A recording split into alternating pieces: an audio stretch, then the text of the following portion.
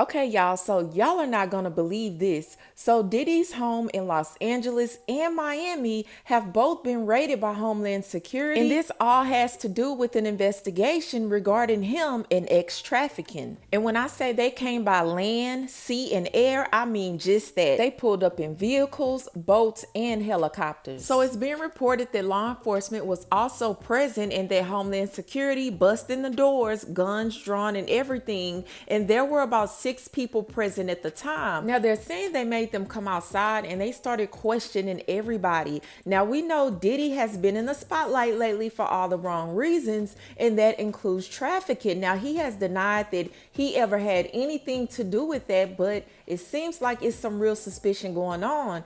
Now that's not all that went on. They also handcuffed Diddy's sons, King and Justin Combs. Now just to be clear, those were not the only two who were handcuffed. It was other people too, but we know for sure those are his sons. Now we don't have a lot of detail as to why they were handcuffed or even if they went to jail or anything of that nature right now. Everything is still fresh, everything is still new, but things are not looking too good for Diddy or his family. I mean, it seems like things are just piling up, and I feel like it's only a matter of time before Diddy goes down, because that's what it's looking like. But I really want to know what y'all feel about this. Do you think Diddy is done? Do you think he's gonna go down for trafficking? Do you think this is a case that he's gonna have to fight? Y'all let me know what you think about everything, and what do you think they handcuffed his sons King and Justin for? Now I do remember that Justin was accused of finding girls who were under 18 for his dad for like parties and different things like that.